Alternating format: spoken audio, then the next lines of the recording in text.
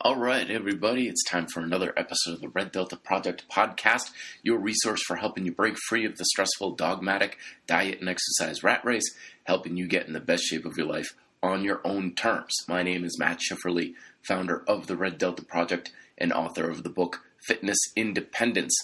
Today we're taking another look at workout duration. I'm getting more questions these days, and conflicting, confusing information is all around there about how long should you be doing a workout or a particular exercise. This sometimes applies mostly to strength training, where people are like, is 2 sets enough? Some people say 1 set is plenty. Other people are like, you don't get anything until you do a lot of sets, and volume is the key to building muscle. All sorts of different pieces of information out there, and understandably, people are kind of confused by this. And this can also go for other aspects of training, like stretching, cardiovascular. I know there's some concerns out there, like if you work out beyond 45 minutes or whatever, cortisol levels shoot through the roof and you go catabolic and don't ever do this, and all sorts of information out there. And these kinds of rules and ideas are just exactly the kind of thing that here at the Red Delta Project we're trying to address, because they can potentially be rules that don't suit you. As I've talked in the past, that rules are kind of like footwear. They're good, we need them, we're better off with them. However, when we adopt certain rules, or someone comes up to us and says, this is the rule, don't work out for 45 minutes, don't do more than 2 sets, whatever the case may be, when someone imposes a certain rule like that, that's like me coming up and saying, here, size 10 tennis shoes, that's what you have to wear. And the rules are not bad or good in and of themselves. What brings about benefit or detriment is our relationship to the rule. As I've often said, a rule is beneficial as long as A, it's a good fit for you, and B, it's appropriate for your situation. So if I came up and said, size 10 tennis shoes, that's what you need to wear, that would be great if you had a size 10 foot and you had the type of activity or situation where tennis shoes were appropriate. Like, obviously, if you play tennis, but also if you find they're good for, like, cross-training and so on. But if you're going for a hike in the snow and you have size 9 feet, well, then it's not going to be good. And a lot of the confusion originates from a lot of dogmatic ideas out there that someone comes up with a rule and they don't put it in the context of, this is what I found is helpful. These are the contexts that you may find is best for this rule. Certain people under these circumstances may find this to be more helpful. No, a lot of rules out there are kind of positioned as, this is what's best, you have to follow this. This is the right way to do it, right or correct in air quotes. You have to do it this way. And they bring up all kinds of science, and they bring up all kinds of empirical evidence on why that's the best way, and why going against it is going to be the worst thing you could possibly do.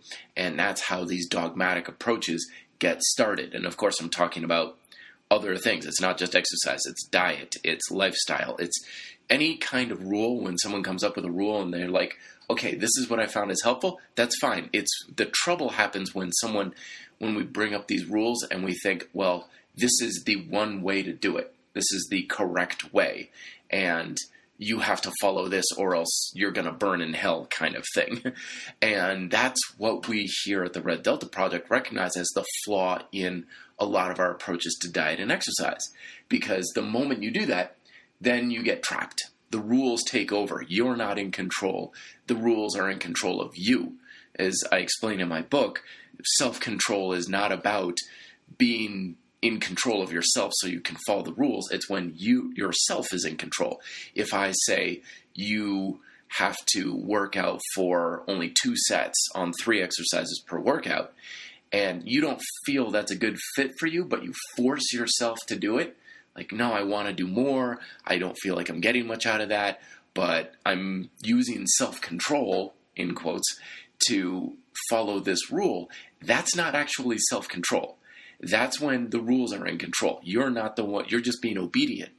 But when you have true self-control, you're in control, and you say, well, I know this person says 2 sets is optimal, yada, yada, but I just feel better doing more volume, like 5 or 6 sets, then that's self-control, because you're making your own decision based on what you believe is best for you. And you're constantly experimenting, you're learning, you're growing, and you're progressing. So with that little lecture off to the side, what we want to do is recognize that the amount of time and amount of duration that you spend doing an exercise is basically like the dose of your workout. As my chemistry teacher always told us, the effectiveness, either good or bad, is usually in the dose of the thing. It's like you can take any sort of compound or a nutrient or an activity, and that same thing can either bring benefit or it can bring harm depending upon the dose that you have. There are certain medications, for example. You can cure a disease with a medication. You can also bring a lot of damage and even death with the exact same medication when the dose is off. And the same exact thing goes for exercise and training. How much of it you do is the effective dose. And what affects the effective dose, just like with medicine, just like with diet, just like with everything else in life, depends on a lot of personal situations. Like we were watching wrestling the other night, and there are some of these, very large dudes in WWE these days. Braun Strowman, for example. I mean, the guy is literally a house. He's just huge. And my partner Nikki was telling me about what he was doing in a drive-thru is eating all this food. And like a lot of that food, like if we normal people, if we ate that much, it would probably make us sick and fat and overweight. But for him, it's fine because he's huge and he trains like a madman, I would imagine. And he has a lot of muscle. So what's healthy for him is different than what's best for us. And recognizing that the rules need to fit personal constraints and requirements gives you the ability to make adjustments based on what's best for you. But if we went up to Braun Strowman and said, dude, if you eat more than 3,000 calories a day, you're going to get cancer, you're going to get overweight, you're going to get metabolic disease, and he forced himself to eat only about 3,000 calories a day, that would be unhealthy for him. And we could bring up all the science in the world. We could bring up all the research in the world that supports our views. It doesn't matter. None of that matters because his situation is real life. We're just bringing up stuff that happened in a lab. And the same thing happens with workouts. Is what is best for you may be different than what's best for someone else. And what is also best for you today may be different than what's best for you tomorrow. And recognizing these things are constantly in flux is important for allowing yourself the flexibility to make decisions on a case-by-case basis for, well, today I'm going to do this activity and I'm going to really spend a lot of time on it. Or today I'm short on time, short on energy, whatever the case may be. I'm just going to do it for about 10 minutes and then call it a day. It's so important to have this flexibility, and a dogma prevents such flexibility. The rule isn't the problem.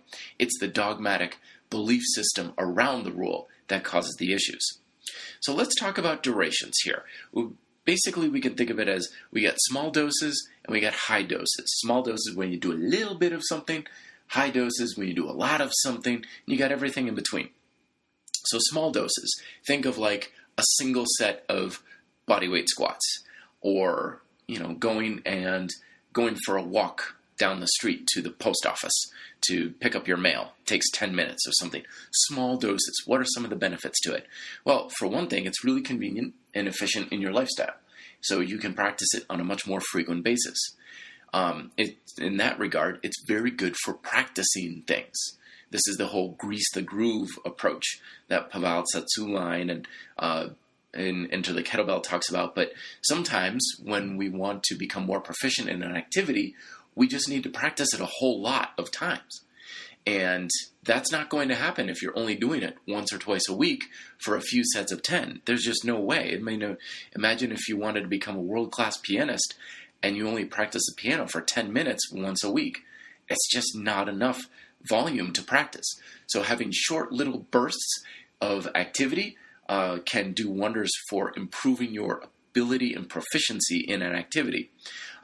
Second benefit is it helps to loosen you on up. This is one of the reasons why I'm telling people, like, do basic loosening up exercises often, like every day, many times a day. Like, get down into a deep squat, circle your arms, do some upper body twisting, bend over, reach your toes.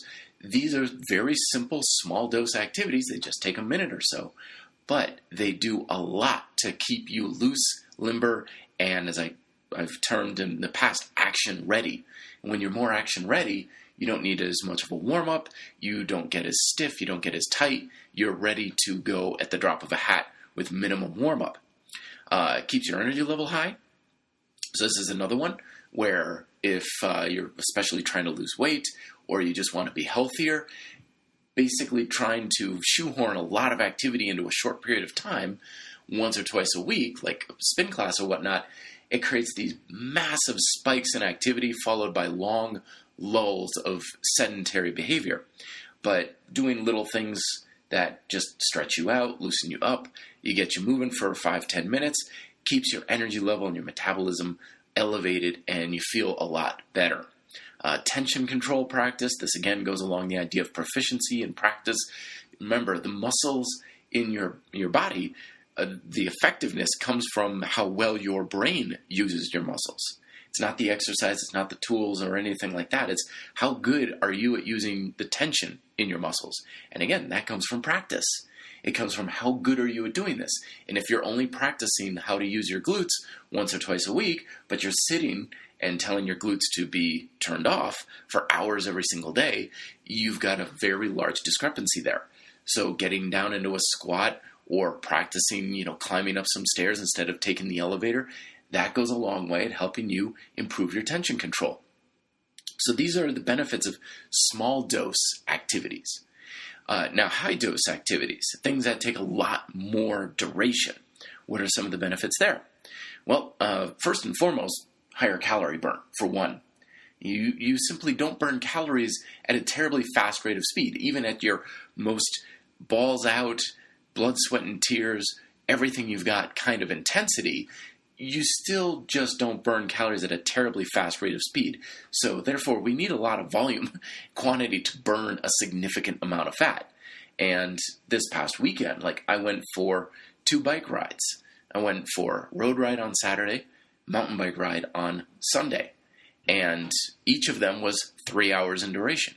And I know there's tons of people out there, 3 hours, you can't work out for 3 hours. You're obsessed. That's crazy. Your cortisol levels, blah, blah, blah. You're going catabolic. And it's like, look, I'm fine.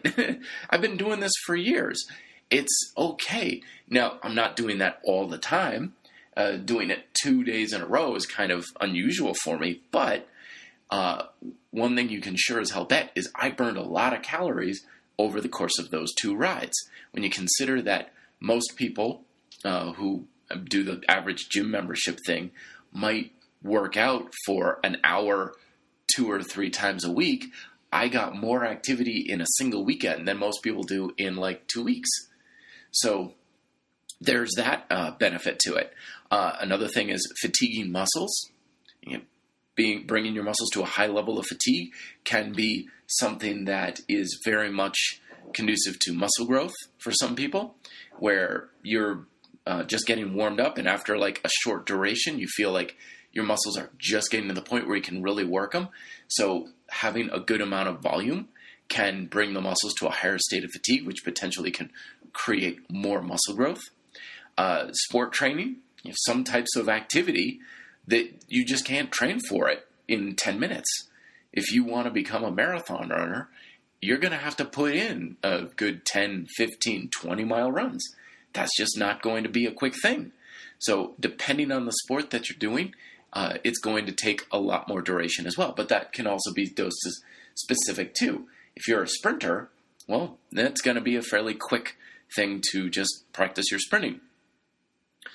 The point that I really want to drive home with all of this is that there's no one dose that is best. Everybody's different, situations are different, goals are different. If you want to practice something small, frequent is best, but at the same time, if you want to go with a lot of calorie burn or you really want to bring your muscles to a high state of fatigue, that's going to be a different story. Think of dosage just like an adjustment for how you do something. And neither up nor down is best. It's what's best for you in your given situation. And I want you to break away from any sort of rule that tells you that one specific duration of any type of activity is what's best. Because this is a variable that you can adjust. And if you don't allow yourself the freedom to adjust how much you do something, then you stand a much higher chance of forcing a square peg into a round hole. Of saying, well, I can only do 2 sets, and that may not be enough for you. Or I can't work out for more than 40 minutes, and that may not be enough. But at the same time, you might be saying, I have to work out for an hour. And in a given situation, that might be too much. It's like you don't have time. You don't have the energy. You don't have the ability to sustain a high level of intensity for that long. So in that case, it's going to be too much. So it's not one is better than the other. It's having the freedom to choose what is actually best for you. Going back to the food analogy for like diet, imagine if I said, okay, every time you're eating something, it has to be 800 calories worth of food. Now, sometimes, and some people, that may be too much. Other times, and some other people, that may be too little. But if we make the rule the primary guideline that is basically in charge, then you're basically giving yourself, or you're removing the flexibility you need to actually do what's best for you. And when we say, only do 2 sets, only do 1 set, you have to do 20 sets, whatever, then you're taking away that flexibility. And the flexibility and the ability to choose what's best for you gives you the ability to customize the duration of the exercise, which is best for your goals, which is best for your personality, which is best for your resources, and so on. And like with food, sometimes all you need is a little snack. Sometimes all you need is like, just give me a piece of fruit or yogurt, a granola bar, and I'm fine. And you may be doing that to take the edge off. You may be doing that just simply because it feels good. I mean, there's nothing wrong with saying, yeah, I'm just going to have this granola bar because I like the taste and I want a little bit of a sugar bump before my workout or whatever. You don't need a full meal. You just need a little snack. And you can do, like, quote, movement snacks. I think it was Max Shank came up with the term movement snack, where you're basically getting a little bit of activity just to loosen up and feel good and have some enjoyment at the end, towards the middle of the day, to wake up. The same way you would use snacks in the nutritional world, you can use movement snacks when it comes to physical activity. But at the same time, you don't want to say, well, that's the only thing I can do, because you can't subsist on just snacks. Sometimes you sit down to a full course meal and have the full experience of a complete balanced meal with, the whole friends around a table. And some parts of the world, I know not so much here in America, but some parts of the world, like dinner can be like a 2-hour, 3-hour affair, where it's about friends and family and enjoying a lot of food and basically feeling good about life. You can do the same thing with your workout. So have the ability to be flexible. Don't adopt to just one rule regarding how much cardio you should do or how many sets and reps you should do. Be aware that sometimes a little is all you really need or want. Sometimes more is what you need or want. And give yourself permission to be flexible, to go along the spectrum so you can do what's best for you. Also be aware of the time and intensity variable. The longer you do something, the less intensity you typically have. The more intensity you need, the shorter the duration is. And you can adjust for what you feel is best, what you feel is best for your results. Sometimes going with high intensity is going to yield a better result. Sometimes going for a longer duration. Like if you're going to hike a long hike that's going to take you all afternoon, you don't want to start sprinting down the trail. But at the same time, you don't want to start just lightly jogging a sprint workout. It's not going to be intense enough. Also take into consideration personal abilities and preferences. Sometimes I find the amount of work that someone does, especially in strength training, just boils down to who they are, the personality. I've come to call some people sprinters, some people marathoners. Sprinters are the kind of people where they come into the gym, they get a light warm-up, loosen up, and they're like, let's go. And after 2 sets, they are done. They are completely gassed out. They'll do like a set of pull-ups, let's say like 10 pull-ups. Next one is like 9 pull-ups, and then the next one is like 4. They gas out real fast. And it doesn't mean they necessarily lack endurance. It also means that they just put a hell of a lot of effort into the first couple of sets. And other people, they're more marathon-style individuals, where after a few sets, they're just getting warmed up. If you told them to stop, they'd be like, I'm not there yet. I haven't gotten the fatigue and the stimulus that I'm after. And I found that if you try and take a sprinter and put them into a marathon mentality, they're going to gas out way too quick. They won't finish the workout. But if you take a marathoner and put them into a sprinter workout, then you're like, okay, 2 work sets. And they're like, after 2 sets, they're like, but I'm still plenty in the tank. Like, I can keep going. I want to keep going. And when you make the rule of, no, you have to do either sprint style or marathon style, you're basically adopting a rule that's not a good fit for you. So I know I'm harping on this, but the flexibility is so key. Pay attention to your time, your energy levels. Sometimes you may find that you only have the time and energy to get a couple sets in. Other times you may feel like, let's let it ride and do 100 pull-ups. Why not? Don't make the rules rule you. You control the rules. And this goes for everything in fitness, but especially when it comes to your duration of your workout.